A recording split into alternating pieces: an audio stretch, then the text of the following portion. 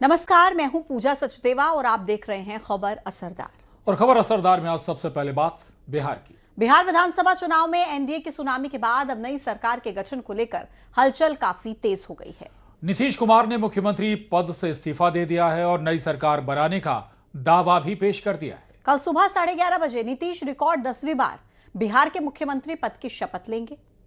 नीतीश कुमार को एनडीए विधानमंडल दल का नेता चुन लिया गया है, यानी कल ऐतिहासिक गांधी मैदान में नीतीश कुमार बतौर मुख्यमंत्री 10वीं बार शपथ लेंगे।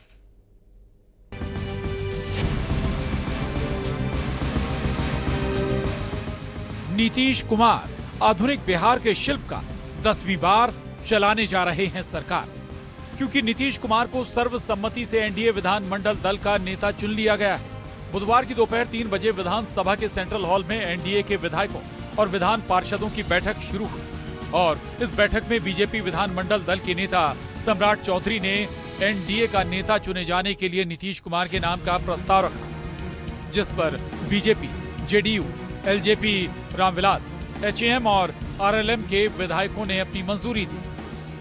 यही कहेंगे कि सब लोग मिल करके एकदम बिल्कुल हर जगह के लिए कहिए और सब लोग मिल करके पूरा करेंगे। और केंद्र का जो सहयोग हो रहा है उनके चलते तो और भी ज्यादा होने वाला है, तो ये सब मिल करके बहुत आगे बढ़ने वाला है। नीतीश कुमार एक बार फिर बिहार के मुख्यमंत्री की शपथ लेने जा रहे हैं, जिसके बाद अब वो 10वीं बार बिहार के मुख्यमंत्री बनने जा रहे हैं। चलिए आपको बता देते हैं इससे पहले कब नीतीश कुमार ने सीएम पद की शपथ ली। 3 मार्च 2000 को पहली बार, 24 नवंबर 2005 को दूसरी बार, 26 नवंबर 2010 को तीसरी बार और 22 फरवरी 2015 को चौथी बार नीतीश बिहार के सीएम बने। इसके बाद 20 नवंबर 2015 को नीतीश ने 5वीं बार सीएम पद की शपथ ली। फिर 27 जुलाई 2017 को छठी बार, 16 नवंबर 2020 को 7वीं बार, 10 अगस्त 2022 को 8वीं बार, 28 जनवरी 2024 को 9वीं और अब 20 नवंबर 2025 को नीतीश रिकॉर्ड 10वीं बार सीएम पद की शपथ लेने जा रहे हैं। बैठक में शामिल होने के लिए सत्ताधारी दलों के नवनिर्वाचित विधायक बारी बारी कर विधानसभा पहुंचे। विजय कुमार सिन्हा अपने काफिले के साथ पहुंचे। उसके ठीक बाद मुख्यमंत्री नीतीश कुमार विधानसभा पहुंचे और हाथ हिलाकर सभी का अभिवादन किया। इसके बाद नीतीश, सम्राट चौधरी, विजय सिन्हा, चिराग पासवान, धर्मेंद्र प्रधान, केशव प्रसाद मौर्य और विनोद तावड़े के साथ विधानसभा के सेंट्रल हॉल में दाखिल हुए और दोनों हाथ जोड़कर विधायकों का अभिवादन किया। एनडीए के नेता सर्वसम्मति से माननीय नीतीश कुमार जी चुने गए हैं और मुख्यमंत्री पुनः बनेंगे। एनडीए हकलोत है, लेकिन एनडीए लीडर चुन लिया गया है। माननीय मुख्यमंत्री नीतीश कुमार जी को एनडीए घटक दल के तमाम 5 दल के नेता ने एनडीए नेता के रूप में उनको चुनाव किया है। नेता चुने जाने के बाद नीतीश कुमार सभी विधायक, एमएलसी और बीजेपी नेताओं के साथ विधानसभा से बाहर निकले। फिर जेडीयू के कार्यकारी अध्यक्ष संजय झा, केंद्रीय मंत्री ललन सिंह और विजय चौधरी के साथ सीएम हाउस के लिए रवाना हो गए। सीएम हाउस से निकलने के बाद सीएम नीतीश ने राजभवन पहुंचकर इस्तीफे की प्रक्रिया पूरी और राज्यपाल आरिफ मोहम्मद खान के सामने नई सरकार बनाने का दावा पेश किया। कल शपथ के बाद इस बात को पूरा प्रयास किया जाएगा कि जो वादे हम लोगों ने संकल्प पत्र में किए हैं, एक एक करके जल्द से जल्द उन वादों पर हमारी एनडीए की सरकार खरा उतरेगी। ये तय हो गया है कि अब से कुछ ही घंटे बाद नीतीश कुमार एक बार फिर बिहार के मुख्यमंत्री बनने जा रहे हैं।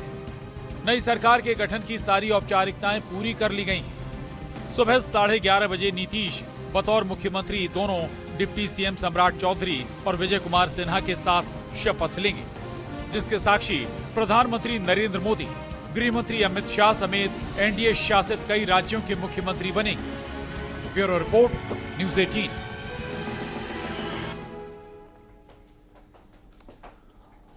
और विधानसभा चुनाव से पहले पश्चिम बंगाल में भी एसआईआर की प्रक्रिया चल रही है, लेकिन इस प्रक्रिया की वजह से पश्चिम बंगाल में रहने वाले मतुआ समुदाय के कई परिवार परेशान हैं। मथुआ समुदाय के इन लोगों के मुताबिक उनके पास 2002 के पहले के वो जरूरी दस्तावेज नहीं है जो चुनाव आयोग ने एसआईआर की प्रक्रिया के तहत उनसे मांगे हैं।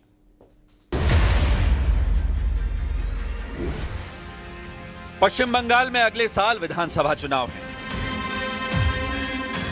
इससे पहले चुनाव आयोग वहां वोटर लिस्ट के शुद्धिकरण में जुटा हुआ है, यानी SIR की प्रक्रिया चल रही है, जिसकी वजह से कई साल पहले बांग्लादेश से भारत में शरण ले चुके मतुआ समुदाय के लोगों की रातों की नींद उड़ गई।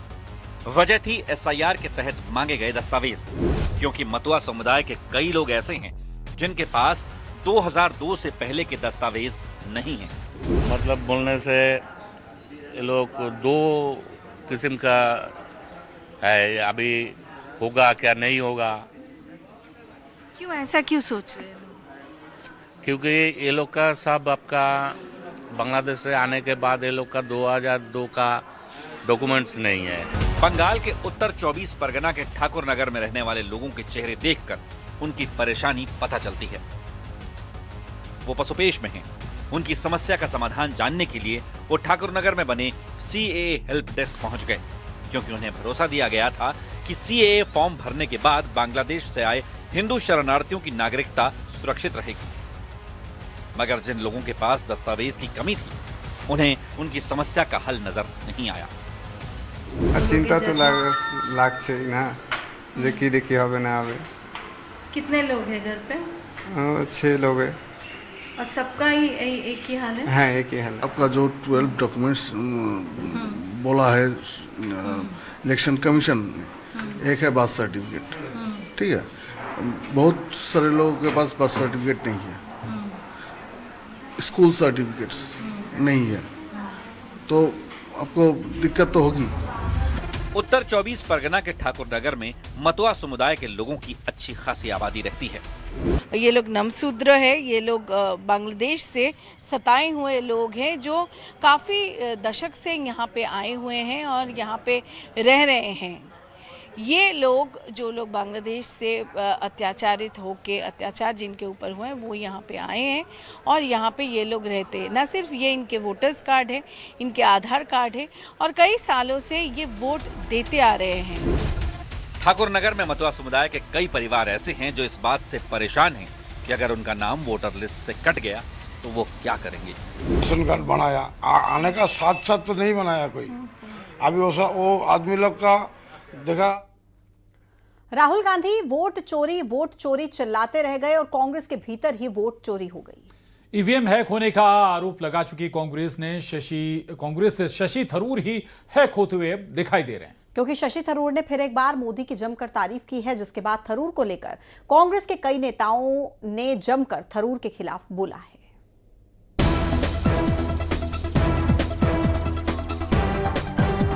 कांग्रेस नेता और सांसद शशि थरूर ने एक बार फिर कांग्रेस की बेचैनी बढ़ा दी।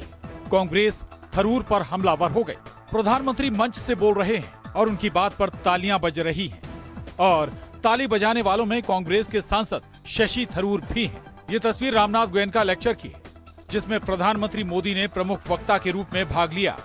कार्यक्रम में राजनीतिक दलों के साथ ही देश के कई विशिष्ट लोग शामिल हुए। जाहिर है प्रधानमंत्री की बातों पर थरूर की ये ताली कांग्रेस को तो अच्छी नहीं लगी होगी, लेकिन कांग्रेस को इससे भी ज्यादा बुरा ये लगा कि थरूर ने सिर्फ ताली ही नहीं बजाई, बल्कि अपने एक्स अकाउंट पर प्रधानमंत्री के इस स्पीच की जमकर तारीफ भी कर दी। शशि थरूर ने अपने इस लंबे पोस्ट में प्रधानमंत्री की तारीफ में बहुत कुछ लिखा और अपनी पोस्ट को खत्म करते हुए लिखा कि कुल मिलाकर